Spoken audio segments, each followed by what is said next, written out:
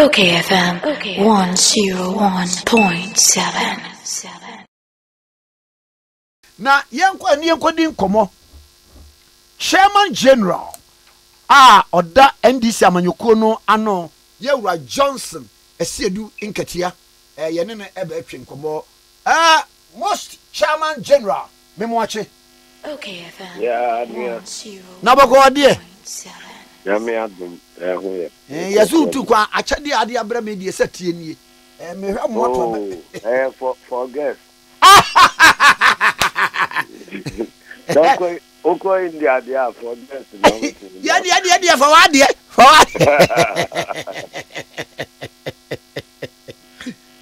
you akwa yeah yo na wo ba yenso no de ede wa kire eye Assin North abato na minim se yeso akwa mu ho na ede be no ani ahunu woni ye beche na Assin North fofo nso akina wo mbeto aba asembai na abeka yo me da se echiatie fo nso nze no kra mi ya mi na echi kakra enti mba na aka the obroni friend no finish hard enti mabese ha wiki ya era the campaign no abana wiye na Assin of Ade baby obefa bia jese Gyakye Quayson na ise amamfo susu se aban we ni na minu yi se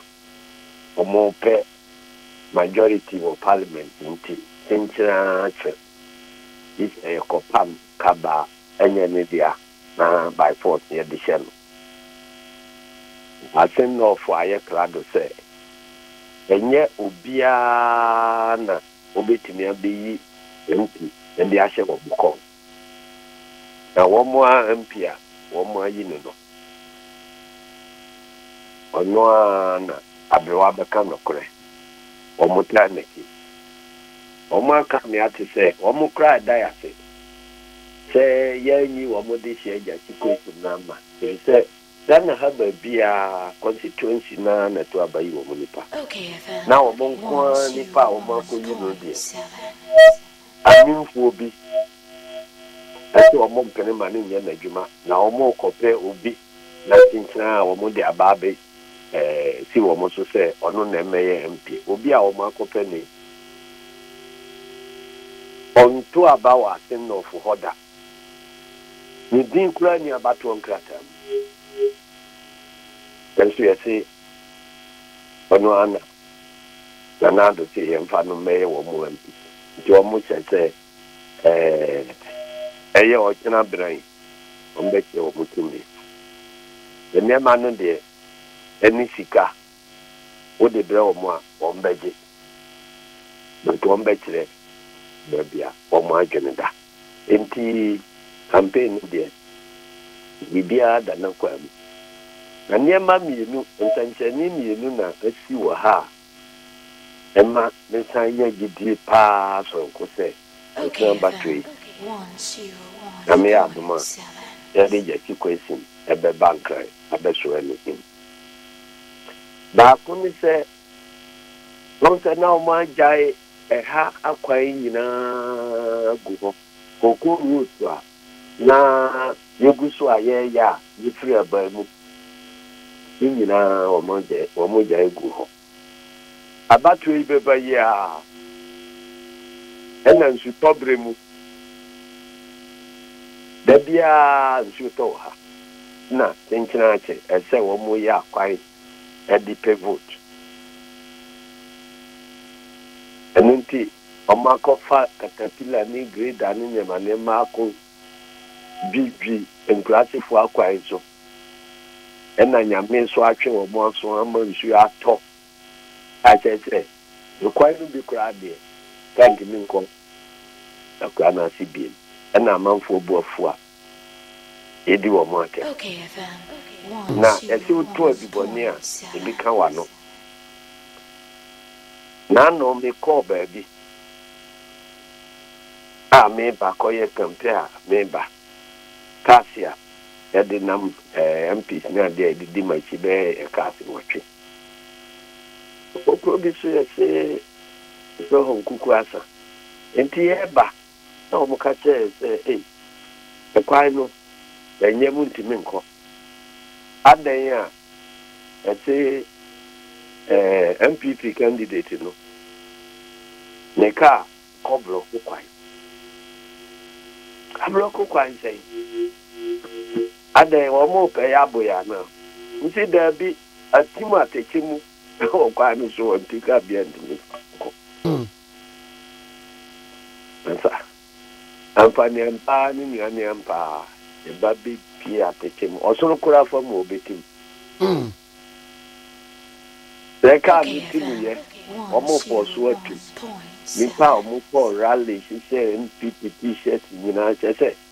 Uhu obi ho a, obaka say yi ma free. Yasie no ni asenatu no. Ebedru ha, se omo anti engine so pu sa mpofremu a na jato ka no mu ai say jirabe. Hey. One candidate na ka na otim. Ashe aka tetem nyame ya dum ye duru ho ni na mo nchen sa ka ngotwe ni nyina ba kokora ni ho a eka na epie MPP fo ahihye MPP t-shirt ejina ho nyina omusi ho nyame mfa mo nko nyame nyasi na MPP fo so de ye ko ye ba bia nyame mfa ye nko se mo mu ni kwa na me ka chi obu amomo de antim David ka ngotwe ni nyina ye fa ye ko na MPP fo na ejina ho no a ma no nyame mfa mo nko nyame be hira mo na jaze adanya na esi nyame hira ye kwa na mo nkoto aba no na monto ma Gyakye Quayson osi o de mo nkasa mre kura ye nim dia ye MB before na pia chama ka no MPP t-shirt ya wow o ba be pia ka omo ho aye ateche nyina so edru ho ye de anyumu temu na me fa mo nko na esi yo enti ni wonu se Assin for no near ti papa. Woman si jina say, wo de niam ba, wo de utika ba, woman beje. No ma ba no de entum. Woman asi jina say, wo de sika no man na say woman ni bia say. O de sika no na wan to aba ma wa. Boso munku no na bibinya no a. Osi wo mo beje na wo mo abodua no wo wanim enso wo mo ntom mawo efise wo mo ogidie se duabo no ntimi nye wo mo hwe efise sika no a wo che no eye wo mo sika nka ese odi ye mpuntudwuma wo ho a wa amfa anya odi agu botom nti sabi wo mo nyimi se wo san betu akonya na transfer di wo mo so no na wo mo sika wa wia no wa odi bi abre wo mo Assin aka say wo mo mosu bi ase wo mo anto ama wa antran so bi mu a obu no obi aye bi sa e wo ho enu nti niama chen no ana se bia obi bodua ye gi ni ogi sika na wo gi ni ma na wo bodua sa wo mo ja na ya si bo hu dua se oba obeto aman enu nti wo mo se o mbebo Okay. na asema fani ba ko ka se me ni se so baby abisika na ma famu mantimi anchew ana wa ho odi ntimi nya ohe na metimi fie na wa kopo no misika wa bewi ado ho bi e de abre me se menye na membo me hu dia se o kira me kwa akodo wafu ama meje abo me hu dia ma nya a wo de beko meje abo me hu dia ade ake so a me nkwa afu no bosom bia se ni ho ebekum bosom ka se ebekum a ebekum first because bosom bia camera ebe hu se wo na ye kronfo enti saa na omo ka na ha enti eno ya de ba ka no ba bia techemu ho ye ma esi ho no na me hu se se ene efunu na ne abi ye to to me no amehu ye enu se enura yi omo ye se omo beto aba omo be ye final rally na ye ka se ye be radio rally because in Krana ye supported no way and omo akose say akwan inti se ye be ani pano atwa omo aba maybe aka meka tetimu ana bibisa no e ma omo tratra omo nkura na ase the information eko se sabre we no ye be ye radio so inti speakers ni nyina ye be ta omo line e wo ta radio station ho na inti obi antie entemu a ye be ka a onti aka sika ma assembly ko ana one central point aye rally enti nura anopa ebesi be no du eni ede sa rally na ye speakers ni nyina we ka say ya no adaniam we ka say ya no adaniam we esimu on Facebook ni ba bibia eni ede rally enti ewie no na nado nom ne MPP fo be hia ya rally obia kata afi na nado me kata osi yempe obia yebeto abama na ne hu nim faso na obia ne hu nim faso a ensa se eto abano ma no ono ni cha sopoku eye MPP candidate no ewo rally na say kasa wi a na we dey se bia ya no fom bradwo nya bibia ya enya no fom se anofom kura dia ye de hyewa kuma ene pie wa no wo ba kai da na Akufo Addo bi kai eye sa die bi dabi odio ahon de se na idi ni se yentu abanu na yentu manila nte wonderful abe onu agira ho a oti mankanu ye kura ni la nte dia me de no ya den abato no ko na wie ye kwa na wini ho ayi na wini ye tani la nte na obe campaign man no onu amunka te ya no fo so onu na wini ye eti wa ba be kan ta onu ni candidate no ni woni mfaso onye nipa esi eto abama enna saasem no na ya kan ya dia ye campaign ha se obia ya wo no onto abawo Assin no for ha enani ne ya ye kasa ni dini abato nkrata bia mu ha ya ta ho asem se electoral commission enna ye na juma yira akasa ni pa no kra nsese ye ma no kwai e ma ni gina abanu bi aja otumfo ro ka wa odi fo abatinti ese omo ne ho to me into obegina ni ho kra obegina na obi a wokọ akọbra wu na nso mpake nam asia ni se Gyakye Quayson na man hu a wo hu nyina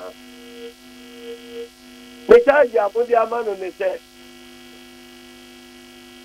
oni allegiance to Ghana if we say ebra of filing nomination abetraba enya da etraba no ebra of filing nomination no na ne citizenship wa ware now so no na Canada form for certificate no me no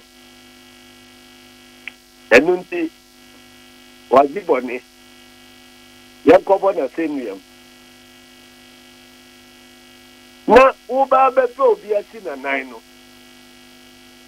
uwa ba be chusu obi a onu so oni allegiance bia wo constituency ho okayfm so on to aba wo ho onya bibia wo ho mudini abato nkrata mu aba ye koto no tinan ontimi ntom mane ho kra what be that the electoral commission we ena aba what is say obi gina abato na ba bia ye to aba ama no mudini abato nkrata mu ho but what mu say Emra no de e kire se won to aba because kumawu kura wo mse candidate amodin ba kumawu no na wo no e won to aba wo hoda but wo timi to aba but when the gene nomination the man be gina ko to aba no electoral commission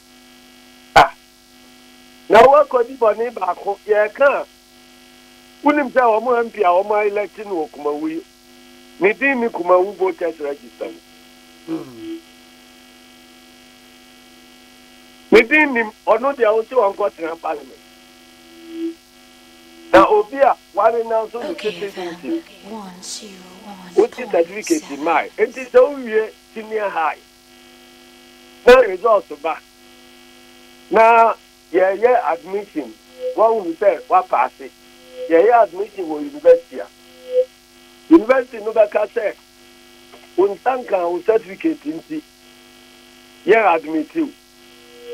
Oh, I'm about admit to natural my verification of that results. Now, Obia, my guy, me wo a Krobi citizenship. Me den wo mo nkrata ni wo mo nema nyina koma wo mo atwe letter koma wo mo afi ba ko. Ba emre mu wo mo say renunciation no enye complete. It cannot be deemed to say while renouncing totally. Mra ba na kansa unim say MPP ministers. Ya party MPP ministers ama wo akodi minister e wo bra ye vetting no na wo kuta foreign citizenship okayfm and the na wo ho say onye minister until swearing in enye vetting time no e ni ntohwe na e ni election no. And see one year minister until swearing in. And you pass it year. And sana one more quarry now to citizenship and sana yes we move in President Akufo Addo. And you to about now you MP. You to about now we need parliamentary elections. When you MP, when you MP elect, you to about now. Now we need presidential election. We need president. I don't think I have to about we are. Na abanyo tisokura. Yatu atiano. Ono tina konyano so akoti say yes so a new president in him. okayfm 101.7. That to about we am now we are president. When you are president, it is a miracle say. Who will do allegiance to another country? Won't mean your MP. Da ubeye MP ni da yesu in. Atoba na we ni kwa we MP. Intigana kwa court right mi ka say one work rata akura ya di amount no interest o free Ghana. That's a court man better and can say. Aba yetuno. And yet da yetu abampo. Tama election day December 7th no. Afe na ye betu abano kurano. You see there be. Da ye pali nomination. Mina ka bato no. okayfm Enti. Ana mrano to interest. Un contest unya citizen un contest election constitution no meka ho ne ye say unya citizen untimi nye MP tama uya MP ni da ya so e na sabren what was the motive then e dey na ye mudi gina so ye o say meti what was the motive then sabren dey na mudi gina so ye samara no oh that Dani Kwamu said, ya pere aji fa hudie. Enti ensese obroni eba bejira eba beye eba bedi yeso. Nti o man bi asa. Enimu dia sanke ma governor ka ha. Go to abanu bi so be wini na na fo be ka so obroni ento man. So, if they are not there, they are not going to. But enkyerɛ sɛ obi a ahokyerɛ ɛne sɛ mekɔpɛ biribi abɛdi nti wakɔ akɔtena obi man so wogyiri sɛ Ghana yɛahyehyɛ ha yie na ha ɛdɛ a sɛdeɛ Ghanafoɔ yɛpɛ fufuo ne akola yi wɔn na ɛbɛgya n'aduane akɔtena awɔ mu nti ahohiahia ɛna ɛde wɔn kɔ ɛnyɛ sɛ bi a wɔn mpɛ ɔman n'asɛm ɛno nti sɛ biribi saa wɔ hɔ na nipa n'aba na wahwɛ sɛ mebɛsom me man ɛnɛ wopɛ Canadian citizenship wopɛ visa koraa akɔ hɔ a sɛ wonim ɛdi afe ne akyiri hɔ a okuta citizenship na wahwɛ nyame anim aka sɛ mebɛsom me man ɛno nti mahwɛ krataa mede ne nyinaa wɔn nneɛma nyinaa kɔma wɔn meba abɛtena wɔ nneɛma mu na masom me man na ne bɔne a wayɛ ne sɛ yɛatwe no aboɔ so saa ɔmu mmara biara so ɔde wɔn nneɛma ama wɔn atwɛ lɛta ama wɔn sɛ memma ha biem nipa akyɛw tam a ɔde passport no atɛ kɔma wɔn atwɛ lɛta pii so sɛ ɔnyɛ Canadian biem no enti wogye di sɛ ɔyɛ sɛ ɔsɛ kɔ Canada nka ɛbɛma no kɔ ama no akɔ ɛno so yɛ point ankadeɛ bɛyɛ passport na ɔde bɛkɔ ankadeɛ nyinasoɔ na ɔde bɛkɔ eti wo ba kyerɛ sɛ saa berɛ no ɔnyɛ Ghana ni a na kyerɛ sɛ ɔnyɛ wiase ha ɔnyɛ citizen wɔ baabi a ada ne ɛhwɛ nipa anim ɛda ne mmara bubu saa ɛno nti ase na ɔfofo ahu ɛno sɛ obi amuwo a wabɛku ɛno nti na Nando ɔno a wabɛgyina ha na spirit ahyɛ ne mu a ɔka sɛ ɔno ne candidate MPP candidate no ne ho ne mfasoɔ nti mu obi anto aba ma no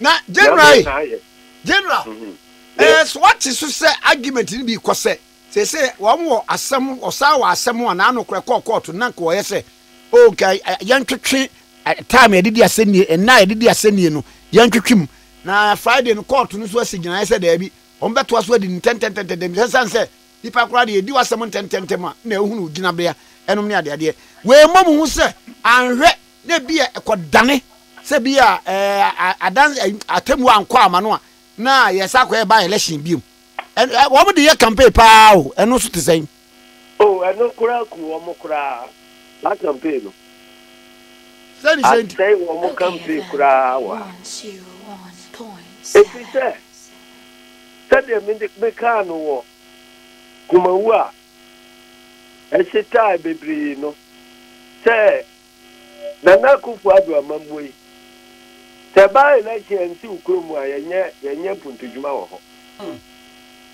nti ahwɛ yi a ɛberɛ bi bɛba ama nipa bi apere sɛ wɔn MP bɛwu na wɔn anya baa election na nam so ama wɔn anya mpuntuo ɛno nti ate na ɔfofoɔ sɛ mote yɛ toma no a mobɛkye no ama yɛasan bɛto aba no bibie mu deɛ a ɛne ɛsɛ baa election amanfoɔ pere baako a wɔn nya no sɛ yɛyɛ bɛnya mmienu deɛ asɛ mpuntuo no bɛdɔɔso nti wɔn bɛto ama no na sɛ ɛba sɛ wɔn bɛkye no koraa mokye no ne ɛsan bɛyɛ baa election a nneɛma a mokyikya ma wɔn nyinaa mobɛsan kɔpɛ foforɔ abɛkyɛ apii wɔn so ɛna wɔn akwan a mode katapila ne ɛyɛ abɛsɛɛ no nyinaa monyi mfidie no mfiri so sɛdeɛ moayɛ no kumawu no ɛsan sɛ election foforɔ da no mu nti mobɛkɔ so ayɛ awie ama wɔn nti ɛno deɛ ɛyɛ ade a wɔbɔ ho se paa koraa sɛ ɛno nti na wɔn bɛgyina so ato aba ama Gyakye Quayson na wɔn ato nim sɛ deɛ yɛdidi no yɛ asisi ɛnyɛ nti ɛkyerɛ biara nim efi sɛ wote saa asɛm no sɛ moto ma no deɛ a yɛbɛkye no manto ama no If you are to a major Gyakye am bend, as I say, we are free. That's the Nipa na e bonia. Ade na ye to man nkwa na e beti no. Na general, what the voice be a ene nam around that you say eye Gyakye Quayson ne ba wono no ka say ade na odi constituency na chi na wan hwe yi a okwakodam na ono so ja akora wabo mate na enye ne bakora sa if we say wa uti ta asem no say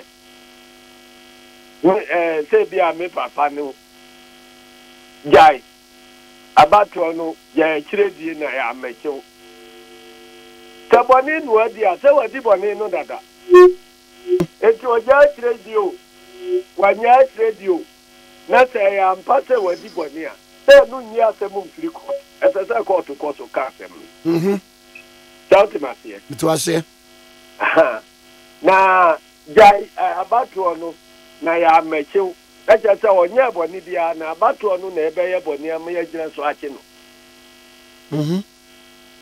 Dauti asie enti okuchi esi obeda ne ahwe a ni bia epuman asem no wo kan na enye nokora wo kan na jese utuachi na what is asem we bi say eye ne ba na eka eja say ne ba no nim say ne papa jaya abato no dia ye nche no ba otokoso dia ene ebeche no na nipa na di boni a eda ho a oja abato no ai no papa boni no there be pepa enti eche o say oni boni bia na aba ye tu amano no ene ebe ye boni amano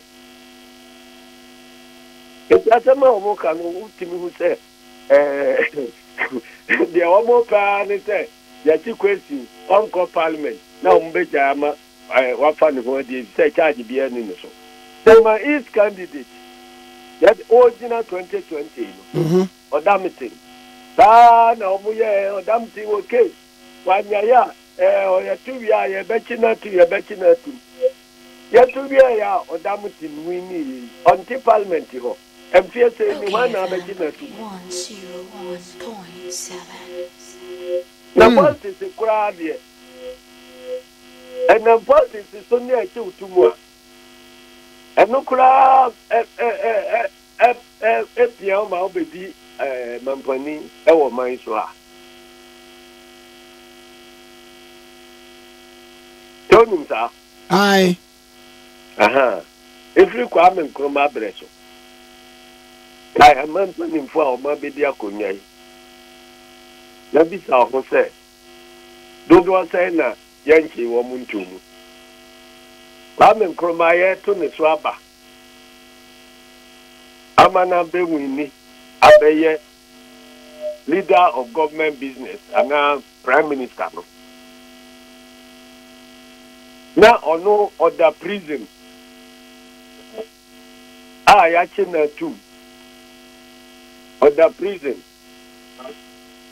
enunti okayfm 101.7 ekate yenti a obroni ya ni abri ye nipa so ene se ono a na eni to beti na abo aye yenti ya chinu tum dia na je se fa hundi aye pre no o mutu su se ye bejai na no kura na be che nkura ni ame ato ama okay enunti wa moto ma kwa me nkroma ema colonial government no hu ne onye enti na etwa se omuko bie prison ni kwa nkroma ma ni be ye prime minister stop ya se enunti president Rolling May 15th no ba ya ye che no se na che abufuo ema June 4th ba ya wo mu ko bie ayi no ema ono be ye president esa be di wo mu aka no wo mu ananka e pe na kunu ni nyina wo mu nyina o ja wo mu kwai okayfm Mandela talk to prison ana be ye president na Akufo Addo bisa no say detention wa compressing ansa na wo be di president I want to tell you ko bi o Onwan kasa bisano. Semina na na People's Movement for Freedom and Justice. Bisano say enche no. Wabre. Enti politician there. Sa political detention, any unjustified arrest no ne manema no. Eya suba ya dey politics. Enti mo bia nyana gen say obi asuro. Na yemfa aboji setenten ehura zongo ni ba. Enti Gyakye Quayson Obeba nkran abeso yin so ye MP. Na nsancheni a ede di wo ha no. Order number say. Order number 3. Okay. Akio, edise se juma omo tun ha nyina panufam. Munya ballot paper na panufam anteo. Wow. Eti unamwa. Woma ema ebobo MPP April. Woma omuche NDT MPP T-shirt. Unamwa omunyira beti wati. Say nimde I see. Any general me am akwa na afi yemfa nkomo nso a. There's arrangement to say security ni niema hodo arrangement to say mofem. Well, say security there. Enye parties ya contest election ye security. Security no ye IGP adwuma. Ebisa ono enamra edi saa de so ano aso ano. Enti wa yense te afre meeting say anopai. Ebehia no acheche ahoboa wa ye a odi bebo election ho bai. Yes, ya bokoko. Say yes, wo ayawa so west wo go no. Sa IGP kro no a okọ ya ni guase a odi brega na man no. Ye mpese bibesi ka wo Ghana ha biem. Enti at least ya who 2 elections here. Abechabu under this IGP. What time could do in America? Yeah, internal election. Yeah, they said in sa. So, Bereso. Ama Bibia Kotote. Oh, yeah. Bibia. Okay. The Babonte Ebedana a campaign say why professional work or many mrante. Yes, I call Kumau and also the meeting and now mobile assurance say security no 1 say BBNC now 1% in Bresso. Ebekwa koye say open na bidia. Okoye ya ekoku kum nipa. And also for the Levi moi bujitum say kuma uba election very very peaceful. Enunti ya ojide woni mu say we so obe deliver. Na story no. Yeah the ekoye meeting na you can remind you say the responsibility say maintaining peace election theater no exclusively the work of Ghana Police Service and any other security institution be a play role be our honor. Unless under the invitation, specific invitation of the Ghana Police Service. And yeah, won't be the new crusading guide was say reports are when you say most so mode and Kofobi led by Joseph Yamin and Kophobia one more a boise say more organized Eagle forces now mood one more ba now famous so much cause of violence. So what we here to say as chairman general of the party? By election, a man for misinformation, baby. Correct. And then she said, "What misinformation so about election more?" I heard this kind of quack to tell me a bit. Okay, FM. 101.7. Don't judge my answer. Pa. One baby or hot, and say he fampo. Let us have by election. You will more be far phone. I know a friend me. Yes, what he. My own Freddie Blaze. Any Freddie Blaze, I tell you, your body is a youth organizer or organizer of BBB. My own Freddie Blaze needs your body. One man but have a polling station, huh? One more we have no more. No, not this Freddie Blaze, we. Madame Puya, what we are Chimota Forest. Say John. Oh, Freddie Blaze, Sir John. Oh, and one monka, one report to my press, Monkan radio, so wouldn't be. Debbie. Fortunately for me, now me Sir John. Any Freddie Blaze, I see our staff a polling station now, or come what them. Ah, no, Mujina,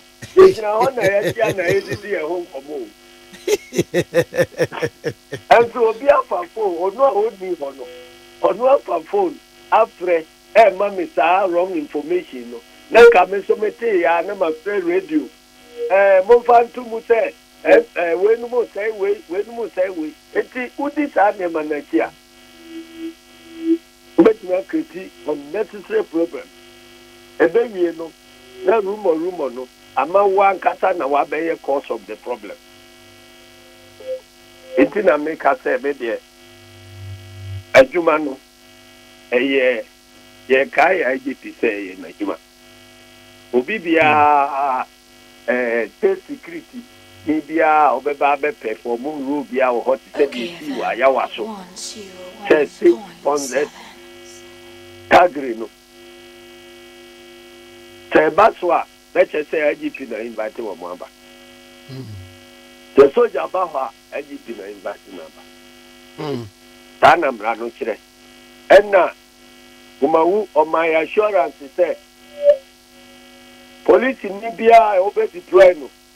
Ewo polling station ba bibia no.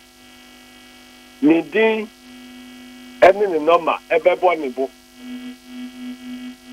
It is so big of pump process at the end should be. Lord the Bejira Hotel IGP Nasman so Mayor Juma. Now we need to have the number no eboneboa. You say you're no Nasman. Okay. I am very sure, sir. No prime meeting, you better pity all those things. So far, two no why no. Okay, FM. I continue no there. Set 2 doors. So that be it me straight line. Immediately say, hopefully this third time. Okay. General Medas pa no ma kwa baso. But there who electoral commission for conduct. Ah, because you can't say so far almost kakra but you nyamuru ho ye ehu ebe wo conduct because obia ka say electoral commission and she said na da ho no say wo ntimi moa me enrege election anye nokre electoral commission say wo ntimi moa me enrege election anye nokre what did be the woman or the figure be better one over there? Mateura. The integrity of the people are. Okay, FM. One more electoral commission. And Yamrano. If it's only baby.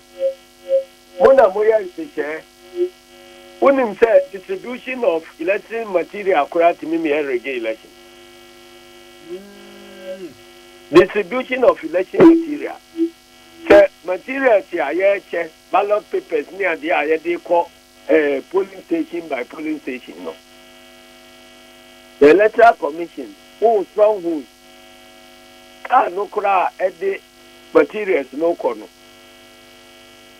so kofa wrong car and now wrong vehicle be a week eko breki eka kwai so a sema bia odi ne ma no ko nyina wo mu nyina nto aba no bi na wo mu anto bia na you be stronghold a so what dey tia wo mu I now the material cover bi na ebe kwa ko bia no polling station 1 material with their polling station 100 na distance no eye be say 60-70 kilometers somewhere ebe say I that man na sort no out after they are called the other station accost and the abano they be na be 2 hours 3 hours ko ni padodo a efe ebe to abano Ombedu answer your kunsupu. Ena eneiso. Ena buy we ya cheddar. Edi caterpillar ni grader. Te opete oko impresse. Nipa ewo ye stronghold ho se. Womo ye development, womo ye womo akwai. Ene edi akome se womo akwai nyina ka ekwa na tim womo nipa kwa ekwa wakotima ne ka achi. Eti se nyame anya adom na enani kyerɛ nsuo na anyai na ade abeche na obi antimi mfa ballot papers nkɔ yɛyɛ stronghold ha sɛnɛ yɛyi wɔ mu nyina firi abato no edi a yɛbɛkyerɛ a electoral commission so ɔde Ghana card nko abɛyɛ a yɛka sɛ Ghana card nipa bɛyɛ 3 million NP na ode jina sɛ no no bɛyɛ dampani mpa otimi nya ho akwanya yɛ na nipa 3 million antimi ankoto aba no bia na ha yɛ to aba difference no what is obi atimi abiti obi 3 million da o there be 3 million na omo nya kwa ntu bi no ɛkyerɛ wo sɛ electoral commission ayi wɔn mo afiri abato no enti wɔn will na etimi turn election one way or the other no and also after ama mandate ya eba no ebe defective it is any man ketenkete sa any bebre a yenya bre mu boso no the one electoral commission man with people of integrity our sense of fairness our unbiased ama omo anya obi aka say electoral commission and you're weaponized against a particular side here. No, boy. And I buy way so Assin Nketia said, although dear, the party for party ni active party member will hold several positions and will party more. What the year party ni? What they change na point in one man acquire electoral commission party for no. I see. It is any panua or do you active member or interest in your party women. Now they know acquire referee. 101.7. The integrity. Anajidena among 4 billion with the book. Yes, I try letter. Echo Vista Council of 34. Sabuna Mutu representative. Namubeti Funo. We have background check near the Antana. Ma recommend it. A dear bay background check. And a more year, a far commissioner, ma pointing a year appear in home. Let our much every and say, woman, the woman her background to be a red in certificate. Not your qualified so to me, it will do our position no. Now, woman, they are former president to some point in. Ebi asana mrana kyerɛ dia. Mrabia ni wa kyerɛ. Mrabia ni wa kyerɛ. So woman dey interpret here. Some men na no to serebo no an acquire constitution. The chairman of Council of State. Men na acquire constitution. 101.7. Mrabia kyerɛ. Na sɛ ne That no interpreting Mirano there. A quite none. A baby baba. I'm Asiedu Nketia by electoral commissioner. Oh, that's a your party background.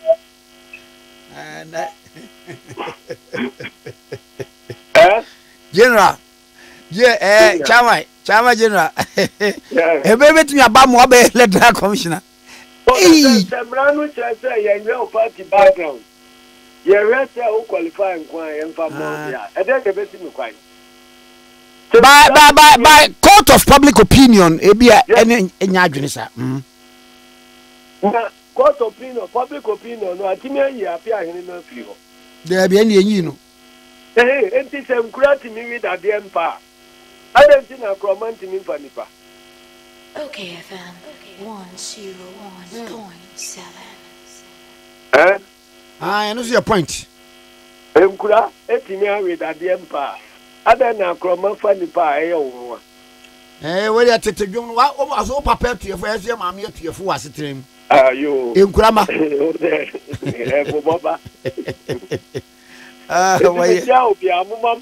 Mate. Samuofa. Me free habano. Na me de Gyakye Quayson. Edi machia oba parliament ya blesswe. Mate ura. Edi e very was Sam Akwaba. Yo me sumendase. Yes, yeah, that's pa. Yewra Johnson Asiedu Nketia. Eye chairman general. Edi ema edi siamayiko na atwe compact. OKFM 101.7.